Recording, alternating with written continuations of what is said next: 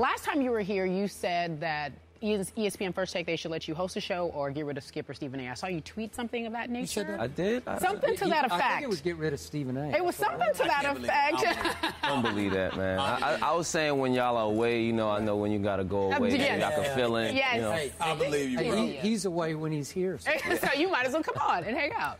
All right, listen, quickly, I know this is an anniversary concert, but I'm looking at the list of people who are performing. I don't see LL Cool J. I don't see Public Enemy. Tell me about the anniversary concert and who will be there. Well, I think it's a mixture of some of the guys from the past and some of the guys that are there now. So it's like me, Rick Ross, 2 Chainz, and then it's, you know, some of the past Def Jam artists like Foxy Browns and, you know, Method Man and Redman. Nice. So it's a fusion of both, so I think all together it should be a dope show for him. It sounds amazing. Method Man, Redman, that's and 2 Chainz, another friend of our show. All right, so let's switch. We're talking sports right now. We're talking about the Dallas Cowboys. From my understanding, you had an opportunity to see one Stephen A. Smith in that Romo jersey. Yeah. I was confused by it. I didn't know the story behind it, so I was like, I know Stephen A. didn't bandwagon just jump over. He did. Come on now, come on. You know how to do that. Right. I lost the bet, man. Oh, okay, okay. I thought there was no way. If there was ever a sure bet that I had in my life, in my mind, I thought it would be Dallas getting stomped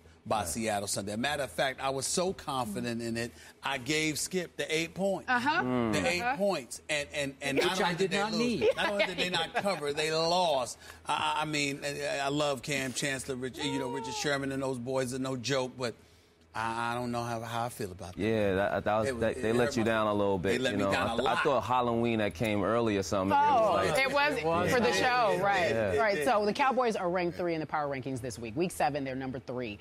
Our question for you is, as you know much about the NFL, do you really think the Cowboys are legit from what you've been able to see so far this season? I feel like they finally gelling a little bit, and you know, it took them a couple years, but you know, I think they're 17. How many? Yeah, I think they're playing well, and you know, it's starting to look a little more consistent. That's what I think Dallas's problem was in the past, especially Romo. People, you know, questioning his consistency, and I think he's stepping up right now. So where is your heart on this? Did you grow up a Giants fan? Would you call yourself a Giants fan? I kind of grew up by default. My uncle was a very big Giants fan, so I kind of had to just, you know, when you're sitting under your uncle, you can't root for the other team, like, you know. So at least not in front of him. Right, definitely not in front of him. But I definitely was a 49ers fan then, but I kept that in my, you know, the Jerry Rice era. Like, I kept that in my. Were you raised to hate the Cowboys the way others around here were?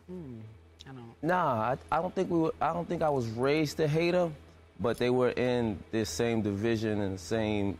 They always was like a Giants nemesis kind of. So you know, you never really could like them. I respected them, and I respected the Aikman, Emmitt Smith era. I had no question about it. I had nothing but profound respect for the playmaker era. The playmaker era is what I call it. Michael Irvin with Emmitt Smith and Troy Aikman. But it's not. The Cowboys don't make you hate them. Their fans make you hate the Cowboys. Now, that might be a true one. Because of how just nauseating they can be. Don't hate the game, hate the fans? How about that? That's right. That's right. Because the Dallas Cowboys didn't have much of a game, and the Dallas Cowboy fans would do nothing but make excuses and act like next year was always going to be a great They're blind and illogical, you know what I mean? Blind and illogical. Whoa. That's right. Blind and illogical. Yeah. The delusional Cowboy fans. I'll admit it. All right. I am so that. Long as I've been that for about 17 years. Well, at least now, you're willing to admit it now. Yeah. But I do have DeMarco Murray on my fantasy team. And he's helping you out tremendously. Okay, now wait a sec. You got to explain this to me.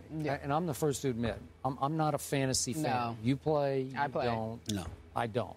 I know okay, it. I don't get how you can give in to this and pick a running back on a team you don't love, which is going to force you, if in fact, okay, now Giants are going to play the Cowboys this coming Sunday at Jerry World. Right. So what do you do? How do you sit there in good conscience and say, go DeMarco, when you know he's going against your team? It's a weird love, Steve. It's a weird love, but you gotta like. It's benefiting you. Again, because you're a competitor at the end of the day. Right. You just want to win. Are you a fan or a competitor? A little bit of both.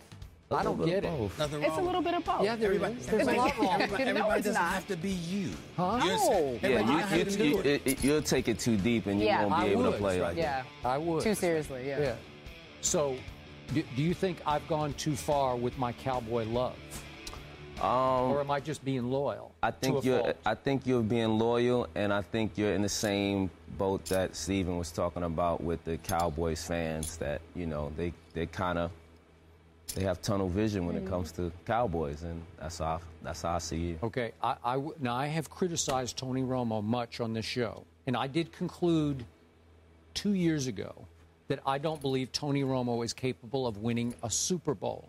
But I must admit, so far this year, after that terrible first half against the 49ers in which he threw 3 picks, I'm seeing a new Tony Romo this year. Sure am I. Somebody that hands the ball off to the running back. No, I'm seeing. He looks quite new. Okay. He looks quite new. How about 3rd and 20 at Seattle? He's Is that done not that the play before. of the He's year? done stuff like that before. Okay. It's just how that he make a mistake How about afterwards. 3rd and 8 in overtime to Des Bryant?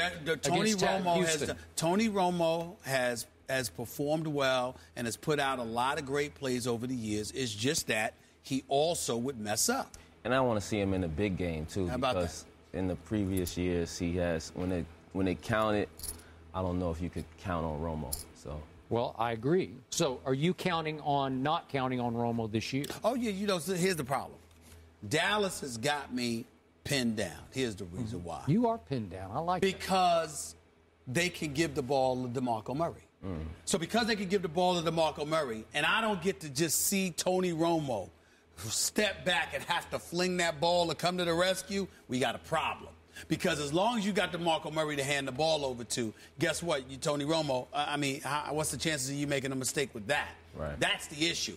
I want to see Tony Romo and the Dallas Cowboys put in a situation where in order to win a football game, one that matters, they have to resort back to what they used to be in terms of Tony Romo having to come and save the day.